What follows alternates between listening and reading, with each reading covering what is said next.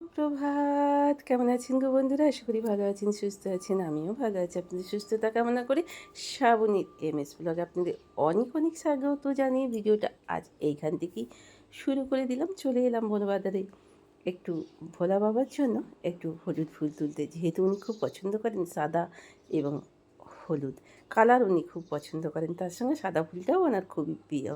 আপনাদের বলছি না, যখনই আমি এডিটিং করব, নয় ট্রেন যাবে, নয় গেট পড়ার কুক আওয়াজ, নয় কন্ট্রাকশনের কাজ হচ্ছে, সেই গোগোয়ানি আওয়াজ। তো যাই হোক, এরপরেই রান্নাঘর থেকে প্রত্যেক নিয়ে তো এক কাজ সেম, কার দেখতে ভালো লাগে কোনো জিনিসটাই, যে বললাম না, মিঠুকে বলেছি একঘেয়েমি কোনো জিনিসটাই ভালো না, কিন্তু আমাদের হাউস ওয়াইফদের এছাড়া আর কি উপায় বলুন। আজকে ফ্রাইডে, ঘড়িতে বাজছে এখন 6:45। বাচ্চুবাবুকে দিয়ে দেবো ভাত, দই আর একটু তরকারি, যে কোনো একটা করে। আর বাচ্চুবাবু, আমরা ঢ্যাঁড়স খাই না, ভীষণ পছন্দের একটা রেসিপি, ঢ্যাঁড়সটা ভীষণ পছন্দের আমাদের সবজি, কিন্তু ওই যে মিঠুকে বলেছি, ভগবান আমাদের খেতে দেয় না অনেক কিছুই, নিজেদের তাগিদে সেগুলো খাই না। ইচ্ছা থাকলেও, স্বাদ জাগলেও অনেক কিছু করারই সাধ্য বা শক্তি আমাদের থাকে না, কি বলুন বন্ধুরা? তবে সেগুলো নিজেদের ভুলের কারণেই হয়। সময় থাকতে যদি অনেক কিছুতে সচেতন হওয়া যায়, তাহলে সেগুলো কোনো কিছুটাই আমাদের জীবনে ঘটে না, ঘটতে পারে না। তো যাই হোক, ঢ্যাঁড়সটা বাবির জন্য, ছেলেটার জন্য একটুখানি আদা রসুন বাটা দিয়ে আজকে করছি। আজকে সর্ষে বাটা দেবো না, সর্ষে বাটা খেতে সবসময় ভালো লাগে। আর একটু মসুরির ডাল করে নিচ্ছি ছেলেটার আর মেয়েটার জন্যই। বাবিকে এই দিয়ে দেবো ঢ্যাঁড়সের ঝাল, পেঁয়াজ দিয়ে একটু মসুরি ডাল। মসুরি ডালটা কি ভালো, দেখুন কীরকম গলেছে, কী ডাল বোঝাই যাচ্ছে না। আমরাও এটাও খাই না দুই মানুষে।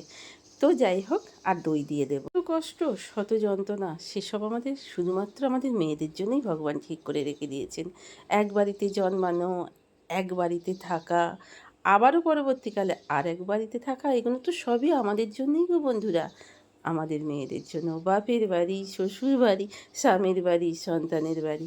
হ্যাঁ, এখনকার দিনে অবশ্য সকলে স্বাবলম্বী স্বাবলম্বী হচ্ছে, নিজের একটা বাড়িও হচ্ছে। আমাদের মা ঠাকুমারাও এটা ভাবতে পারতো না, আর আমাদের সময়ও এতটা নিজেদের পায়ে স্বাবলম্বী হওয়ার সময়টাও খুব একটা ছিল না।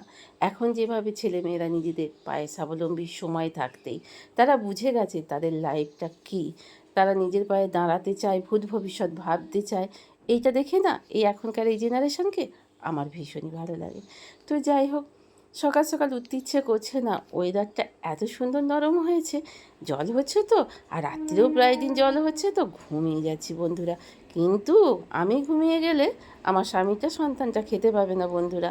তাই সকল কিছু প্রতিবন্ধকতা, হাতের ব্যথা, হাতের যন্ত্রণা, পায়ের যন্ত্রণা, হাঁটু বাত, কোনো কিছুকেই গ্রাহ্য করা যাবে না। সব কিছুকে দু হাতে সরিয়ে রেখে অগ্রাহ্য করেই এগিয়ে চলতে হয় আমাদের মেয়েদের। কারণ ওই যে ভালোবাসার সংসার, স্বামী সন্তানের সংসার, আমাদের নিজের সংসারের কারণের জন্য। তো বিছানাটা, চাদরটাকে, আজকে বেডশিটটাকে পাল্টাবই। কালকে একটু বাচ্চাকে দিয়ে কাচিয়ে নেবো, আমি তো পাচ্ছি না, ওকে দিয়ে কাচাতে ইচ্ছা করে না। সারা সপ্তাহে একটা দিন ছুটি থাকে, কাল অবশ্য আমাকে ডাক্তার দেখাবে বলে ছুটি নেবে বলেছে। দেখা যাক ওকে দিয়ে কাটিয়ে নিতে পারি কি না। এখন পর্যন্ত যেসব বন্ধুরা আমার সাথে আছেন, পাশে আছেন, আপনাদের অনেক অনেক ভালোবাসা এবং অনেক অনেক আদর। ভিডিওটা শেষ পর্যন্ত দেখার অনেক অনেক অনেক অনেক অনুরোধ রইল বন্ধুরা। আমার ভিউজও কেটে নিচ্ছে, ওয়াচ টাইমও কেটে নিচ্ছে, আর সাবস্ক্রাইব তো তুলে নিচ্ছি। কেন আমি জানি না, আমি প্রত্যেক দিনই এই কথাটা বলছি। তো যাই হোক, যেসব বন্ধুরা আমার সাথে আছেন, খুব খুব খুব অনুরোধ করব যে একটু ভিডিওটা সবটা স্কিপ না করে দেখার জন্য, ওয়াচ টাইমটা দেওয়ার জন্য। আর সোমা, তোমার ভিডিও খুব সুন্দর, আর রান্নাও তোমার খুব সুন্দর, আমি একদিন বানিয়ে দেখব। তো যাই হোক, তোমাকেও অনেক অনেক আদর, তোমাকেও অনেক অনেক ভালোবাসা। মিঠু, তোমাকে তো দেওয়ার মতো আমার কিছুই নেই ভালোবাসা ছাড়া। তুমিও এগিয়ে চলো, আমাকে সাথে নিয়ে, পাশে নিয়ে, আমিও এগিয়ে যাই তোমাকে সাথে নিয়ে, পাশে নিয়ে। এইভাবেই তো আমরা একে অপরের পাশে। মঙ্গল দ্বীপে জেলে অন্ধকারে তু চোখ আলোয় বড় প্রভু, তবু যারা বিশ্বাস করে না তুমি আছো, তাদের মার্জনা করো প্রভু। আ ও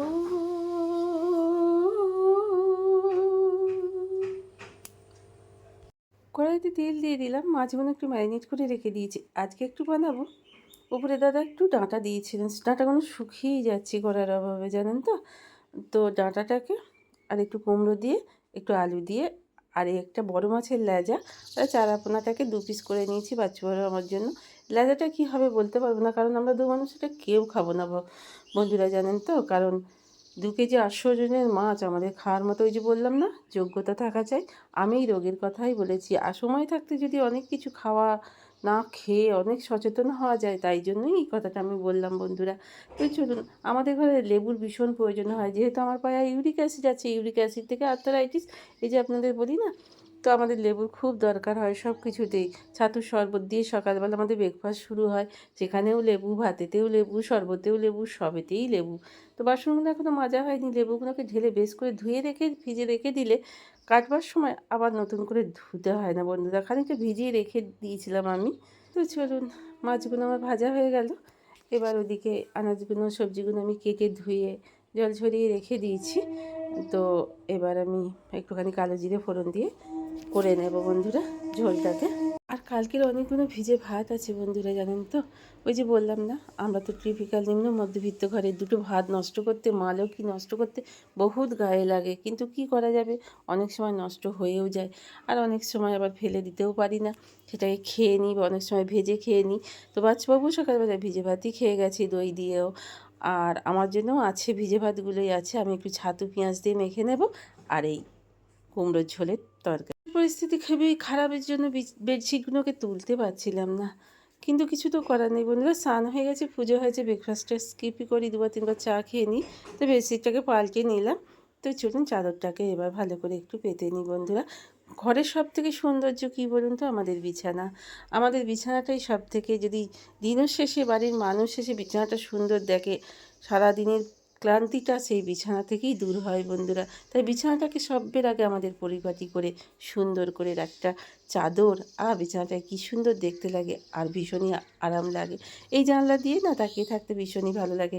নতুন একটা বাড়ি হচ্ছে, ওইদিকে তাকিয়ে থাকি। তবে আমি বাচ্চাবাবুকে এই বালিশ ব্যবহার করি না বন্ধুরা, জানেন তো। বালিশের কভারটাও পাল্টে দিলাম। বাবা মাঝে মাঝে আসেন বলে বাবার জন্যই বালিশটা বার করে রেখেছি।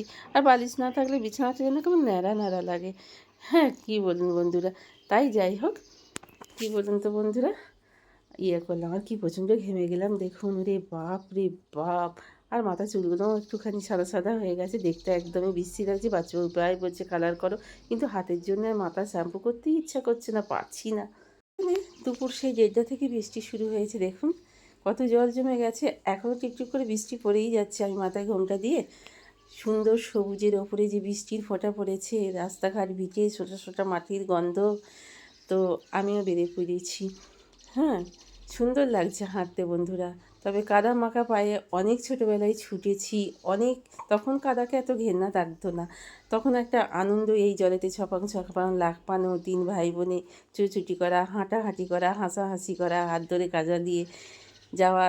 আমি একটু যেহেতু বড় ছিলাম, ভাইকে ডেকে তুলে নেওয়া, বোনকে ডেকে তুলে নেওয়া, ওরে কাদা ঘাঁটিস না, তো এই সবগুলো বড়ই মনে পড়ে। তো সেই স্মৃতি আর কখনোই ফিরে আসবে না বন্ধুরা। আজকে রাত্রিরে ডিনারের কিছু তরকারি পাতি তেমন পেলাম না, ওবেলাকার আমার একটু বাচ্চাবাবুর আর আমার কুমড়োর তরকারি আছে, ওই কুমড়ো ডাঁটার ঝোল মাছ দিয়ে সেটা আছে, আর একটু আদা রসুন বেটে নিলাম, আর ভালো করে মশলাটাকে কষিয়ে নিচ্ছি, আর সয়াবিনটাকে, আলুটাকে একটু সিদ্ধ করে নিয়েছি। আজ একটু কষা কষা শুকনো শুকনো করে একটু সয়াবিনের কারি করব আলু দিয়ে। আর ওদিকে ভাতটাও চাপিয়ে দিয়েছি, ঘড়িতে এখন বাজে প্রায় 8:45 নাগাদ। তো টিভি ফিভি দেখে উঠে রান্না চাপালাম বন্ধুরা। সে খেতে খেতে তো বহুত দেরি হয়ে যায়, তাই জন্য বড্ডই ঠান্ডা হয়ে যায়, দুবেলা ঠান্ডা খেতে একদমই ইচ্ছা হয় না, কোন সকালের ভাত হয় বন্ধুরা। সয়াবিনের তরকারিটা কমপ্লিট হয়ে গেছে, ওপর থেকে একটুখানি গরম মশলা ছিটিয়ে দেবো, বা ভাজা মশলা যা হোক কিছু একটা দিয়ে দেবো। ভাজা মশলা অন্যরকম টেস্ট আনে তরকারিতে, আপনারা বন্ধুরা চাইলে একটু ভাজা মশলা বেশি করে বানিয়ে রেখে দেবেন। তো চলুন, ভাতেরটা ফুটে গেছে, এই যে, তো আপনাদের দেখিয়ে দিলাম। তো এইবার তরকারিটা নাবিয়ে নেব, তরকারিটা নাবিয়ে নেবে, হাতে বড় একঘেয়ে কষ্ট হচ্ছে।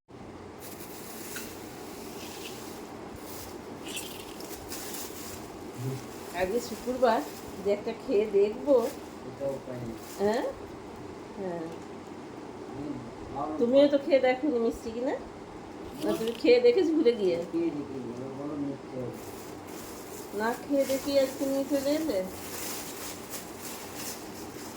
এসেই দেখো না তোমার মেয়ে এক্ষুনি শুরু করে দেবে, এক্ষুনি শুরু করে দেবে খেতে।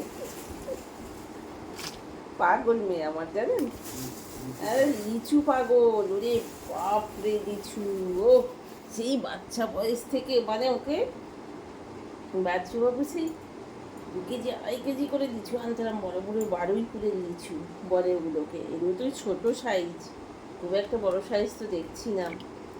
তো মিষ্টি হবে কিনা জানি না, খেয়েও চেক করে দেখতে হচ্ছে না যে শুক্রবার আমরা টক খাই না, তো কেন আপনারা সকলেই জানেন। তো